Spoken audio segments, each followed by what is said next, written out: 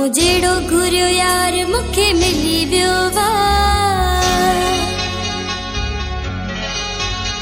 मुझेड़ो घुरियो यार मूंखे मिली वियो मुझेड़ो घुरियो यार मूंखे मिली वियो सफ़ा हीरन जो हार मूंखे मिली वियो।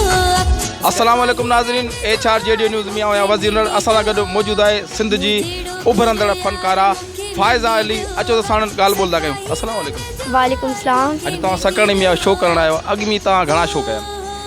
मूंखे तक़रीबन यादि न आहे, मूं 40 एतिरे माना 40 जे क़रीब ई कया हूंदा ऐं मूंखे अॼु तमामु घणी ख़ुशी थी थिए। मां सकरनि में शो कयां थी ऐं तव्हां सभिनीनि जूं वॾियूं महिरबानियूं आहिनि जिन्हनि मुंहिंजो साथ ॾिनो आहे।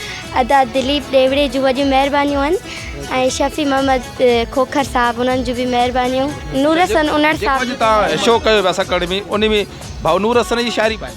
जी जी, तमामु बहितरीनु शाइरी आहे ऐं मूंखे ॻाइण में बि मज़ो आयो। मूंखे शाइरी तमामु सुठी लॻी। तव्हां सभिनीनि जूं शाइरियूं भलियूं आहिनि। अॼु तक़रीबन केतिरनि शाइरनि जी तव्हां शाइरी ॻाईंदव? काफ़ी सारा शाइर आहिनि। टिकटॉक तव्हां ठाहींदव? टिकटॉक?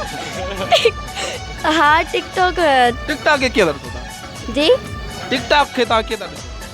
टिकटॉक माशाल्लाह त काफ़ी सारो हले ई टिकटॉक वियो। टिकटॉक वारनि कहिड़ो मैसेज ॾियणु था चाहियो?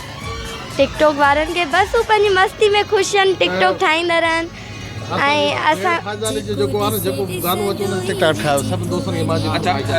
ॻाइण सां तव्हांजी दिलचस्पी तमामु घणी आहे, केतिरे हद ताईं? मूंखे तमामु घणो शौक़ु आहे पंहिंजी राग सां ऐं मूंखे माना इलाही शौक़ु आहे त मां सिंगिंग में तव्हां सभु मुंहिंजो साथ ॾियो ऐं इंशाल्लाह उमेदु आहे त मंज़िल मिली वेंदी। कंहिंखां पिया सिखो, कंहिंखां सिखिया, कंहिंखां उस्तादी वरिती आहे?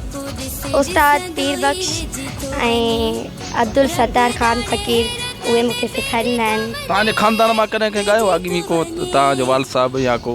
न, मुंहिंजे वालिद साहिब त न, बाक़ी मुंहिंजी ॾाॾी राज़दा परवीन ऐं मुंहिंजी वालिदा बाबरा परवीन ऐं मुंहिंजी बुआ शबाना परवीन, उहे सिंगर आहे। इहे सभु परवीनुनि। ऐं तव्हां? मां फ़ाइज़ा अली। तव्हां वरी पोइ चिन छो कयो? मुंहिंजो हिकिड़ो शाइर हो जेको मुंहिंजो गीत मक़बूल वियो, मिठा मेराण जा माण्हू, उन शाइर मूंखे इहो नालो उन्हनि रखियो त फ़ाइज़ा अली। मूंखे सभिनीनि चयो त सभु परवीन आहिनि त तव्हां बि फ़ाइज़ा परवीन थी वञो, लेकिन उन चयो कि न, फ़ाइज़ा अली सही आहे। सिंध जो आवाम खे कहिड़ो मैसेज ॾियणु था चाहियो?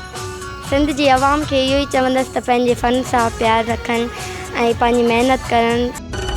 अहिड़ो वफ़ादार मूंखे मिली वियो अहिड़ो वफ़ादार मूंखे मिली वियो सफ़ा हीरन जो हार मूंखे मिली वियो हो सुनो यार कसम रब जो।